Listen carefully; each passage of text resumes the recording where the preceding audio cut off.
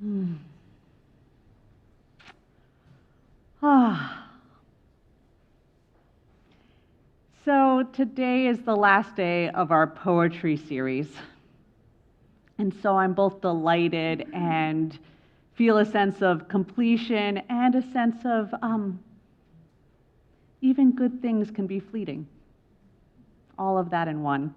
And it's so wonderful because we started this series with Mary Oliver's poem, Wild Geese, and now we're closing with her poem, The Summer Day. It's good to move from Mary Oliver to Mary Oliver if you're a Unitarian Universalist. And sometimes she's called Saint Mary Oliver, and people will ask, tell me, I don't know much about Unitarian Universalists. Tell me, what scripture do you refer to? And we go, Mary Oliver. All of which is slightly embarrassing since she was not a Unitarian Universalist. She did visit some of our congregations and she appreciated them. And if you study her poetry, she drew a lot from Walt Whitman and Thoreau and Emerson, all Unitarians. And so she is in line with us, but just be a little cautious about claiming her too heavily.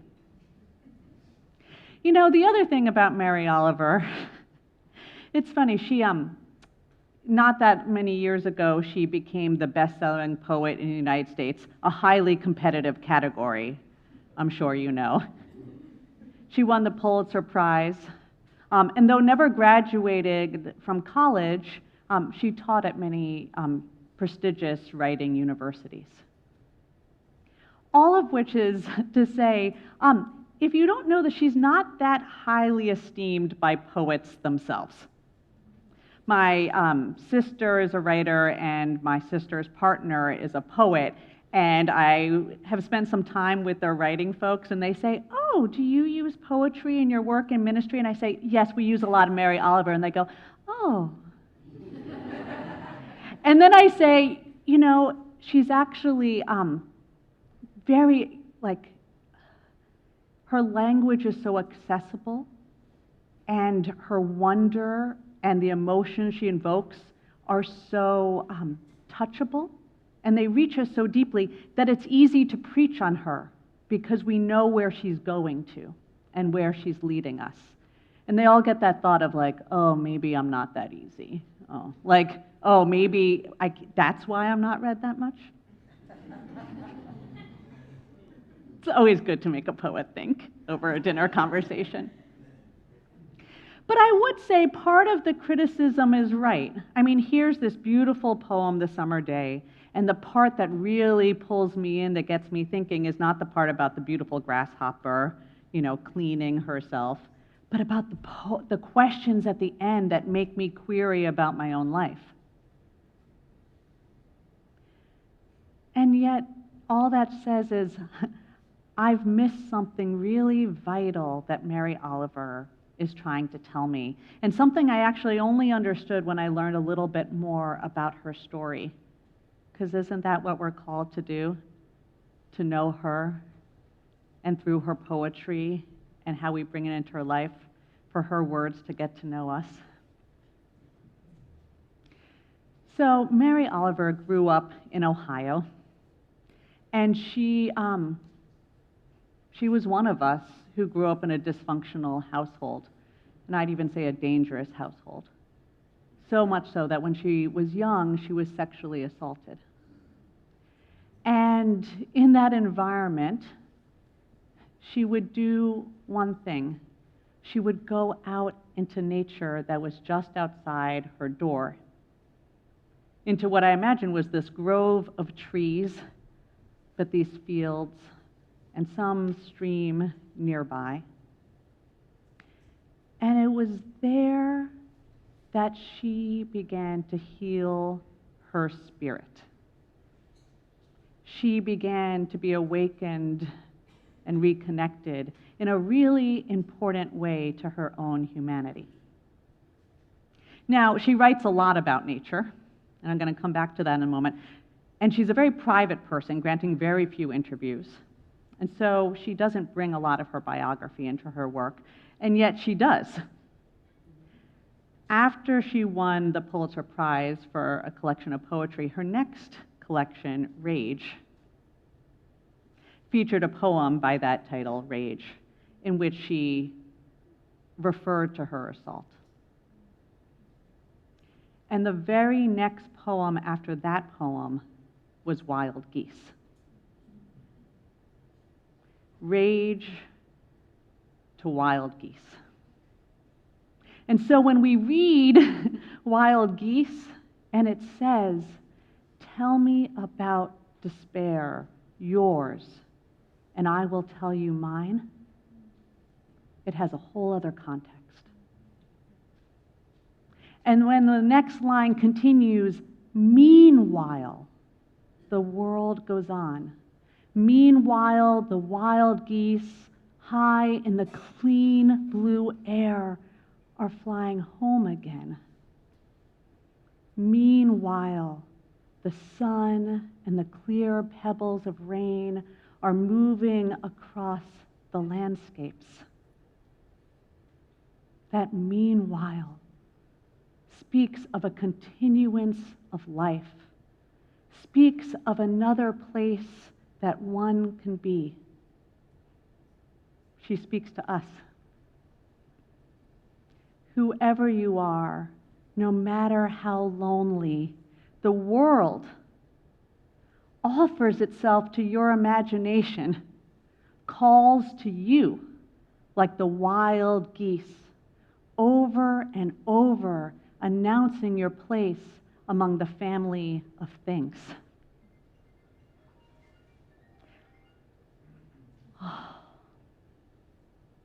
I imagine at times when she was despairing, she was hearing that call, "Come, be with us, your true family."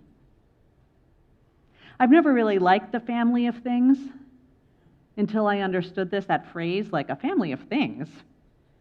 But really, we forget that all these things that we call things, trees and plants and insects and birds, they can be a type of spiritual family offering us belonging and possibility, imagination, life.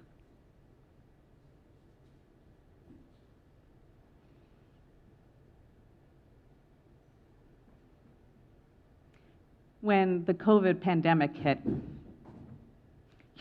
it always seemed impolite to talk about the good things that one was experiencing during that time.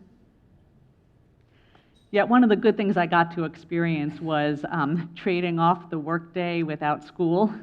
I would do these like 3.5-hour retreats to this local playground that was like a nature-based playground. I'll tell you, the little small discoveries, including, some grasshoppers, but even better, a little praying mantis, smaller than my pinky nail. I didn't even know body parts can come so small and yet so sharp. And then I learned all the difference between like hatchlings and fledglings and birds. There was this bird that had all the feathers and yet could not fly, and it just hopped on the grass, and its little mama were falling along and trying to scare us off as we watched it in the grass. What else should I have been doing with my day? I'll tell you, I've never spent a day in nature and regretted it. It always felt like, what else could I possibly be doing? I've been thinking recently, one reason we love where we live is everywhere we look out from our windows, it's just leaves. Just leaves. And I could get lost in those leaves, especially when they move a little, which takes only the slightest wind to do. And I realized part about that, it's that my soul, this human spirit in me, this something that life, it ripples in response to those leaves. It's greeting them like a friend and a family. And I am just alive and at peace and whole in those moments. We all need to be called back into that connection. I know the other day, because I kind of sort of gave an introduction to talk about nature, and then everybody talked about it for like 25 minutes, that we all have those moments to know that truly we are designed by evolution or the holy or holy evolution to be on this world and wonder. So now I understand when Mary Oliver writes about grasshoppers or the bones of whales or the starfish in the sea, she's reminding us of two things. One is that we can always find a home, a true home on this earth. And two, that nature source has gotten her through devastation and despair that's maybe even beyond her own words. And so she reminds us that it's a source that we can return to as well. And then she leaves us with that question at the end. Tell me, what will you do with your one wild and precious life? Nice to leave us with a big one, right? Just leave it there. But of course, if you study poets, they answer their own questions in another poem. So in her poem, When Death Comes, like a hungry bear to snatch her up, she says, when it's all over, I want to say, all my life I am a bride to amazement. I am a bridegroom taking the world in my arms. That's her answer. A bride to amazement, bridegroom taking the world in my arms.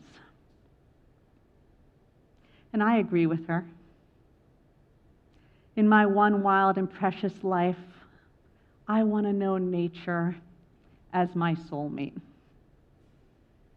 In my life, I want to hold on to wonder and curiosity and flat out amazement at nature and at all the people around me.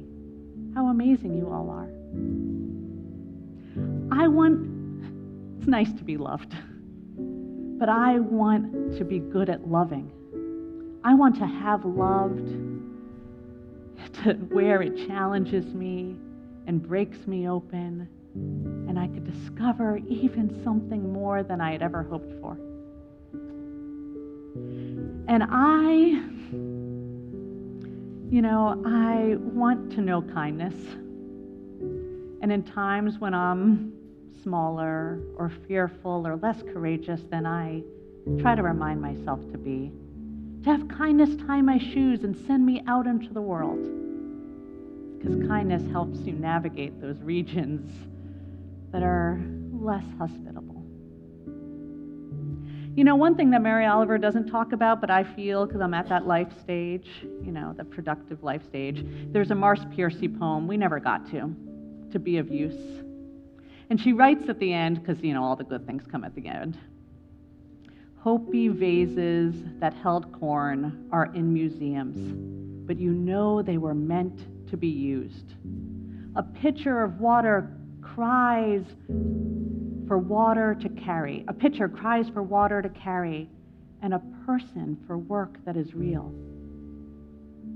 For work that is real. Emerson talks about a successful life.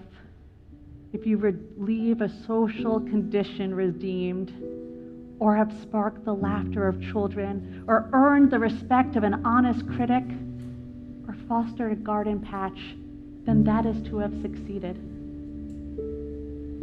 I want work that is real, to be a source of spiritual connection, community, and have that flourish in my life.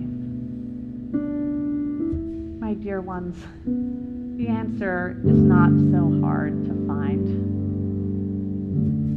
And so I ask you, what is it, my dear ones, you hope to do with your one wild and precious life?